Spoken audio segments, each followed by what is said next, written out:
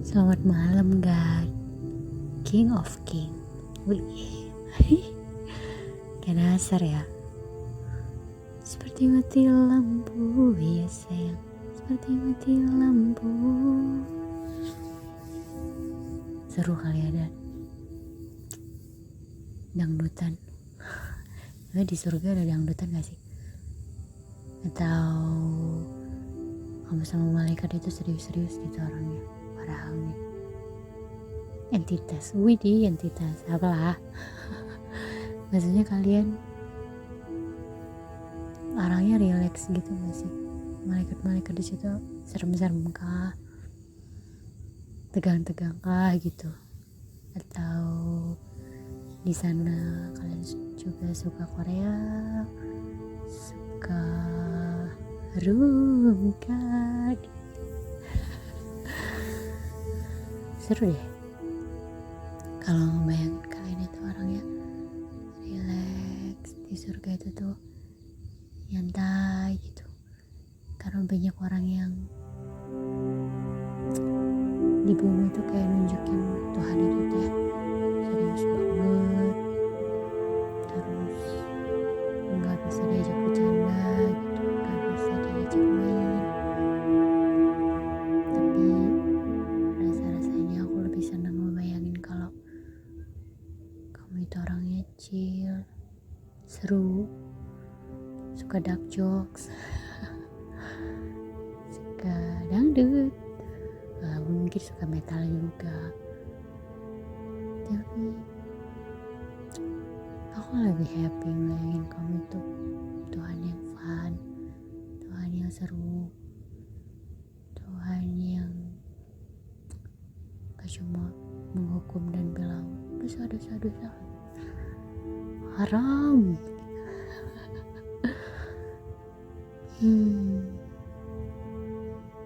Seru kali ya kan? Kapan ngopi-ngopi bareng?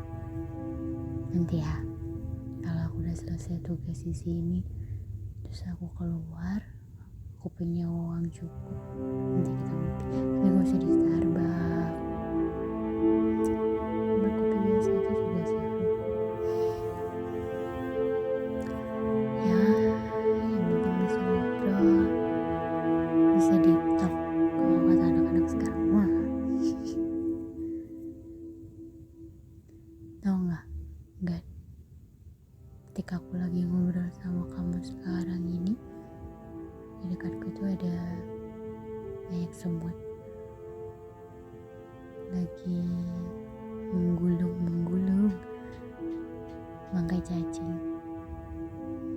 Semalam ini tuh mereka masih kerja. Aku mau tanya deh, seberapa kita harus kerja keras untuk bisa disebut layak mendapatkan sesuatu gitu? Seberapa kita harus ngoyo banget gitu? Kan kemarin nyambung juga ya sama Mas Tia dan diperbudak gitu. Sebenarnya kerja keras itu semana sih batasnya? Segimana sih kita boleh berhenti dan bilang cukup?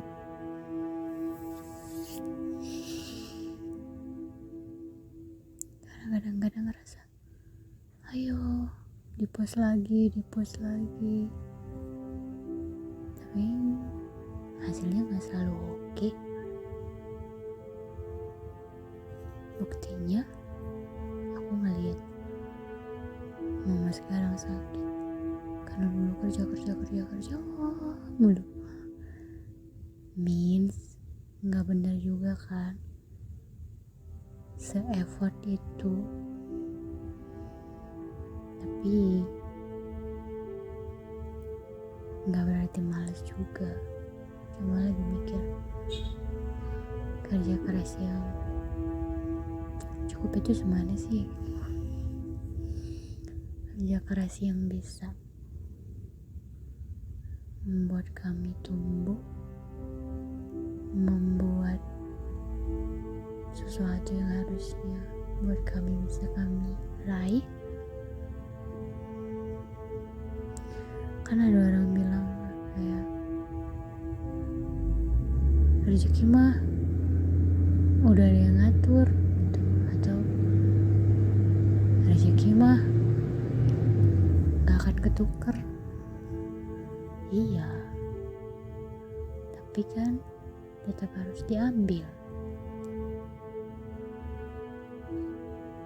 Rezeki mah ngikutin gitu. Iya, tapi kan tetap harus jalan ke arah sana. Rezeki itu gak numplek datang dari langit kan. Banyak orang bilang rezeki mah ada aja. Ada, tapi masalahnya kamu mampu gak ngambilnya gitu. Karena aku percaya bukan mungkin kali ya, kamu naruh begitu banyak berkat di sekeliling atau rezeki atau apapun itu namanya, tapi kan gak selalu tangan kita mampu untuk ngambilnya gitu. Aku percaya lah, kamu gak mungkin misalnya ngasih Pak Hairul Tanjung 10 miliar terus kamunya 1 juta aja gitu. Soalnya di sekeliling Pak Hairul dan di sekeliling kami mungkin sama aja 10 miliar. Tapi masalahnya tangan kami terlatih enggak untuk ngambil si 10 miliar itu, punya kekuatan gak ngambil 10 miliar itu, mau capek enggak tangannya gitu. Makanya sebenarnya aku gak terlalu setuju sama rezeki mah ada aja di sekeliling kita, ada yang ngatur. Iya sih, tapi kan kalimat itu gak bisa digunakan lalu kita menggampangkan sesuatu gitu, kayak nikah gak pakai perhitungan atau punya anak gak pakai perkiraan gitu. Karena bilangnya selalu nanti juga ada rezekinya. Ya kamu mampu gak ngambilnya gitu, kamu sudah layak belum untuk menerimanya gitu. Aku tadi berpikir, ya aku pernah ngomong dia sama kamu kan, ya sama Tuhan itu sebenarnya kamu gak bisa negatif, bukan gak bisa, kamu bentar ya nyari kalimatnya. Orang bilang kan selalu positif thinking sama Tuhan, tapi enggak juga.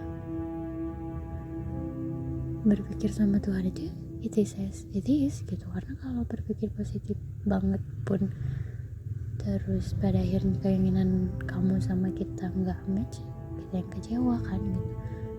Atau sebaliknya negatif banget juga, ngapain kan nyakitin diri sendiri gitu.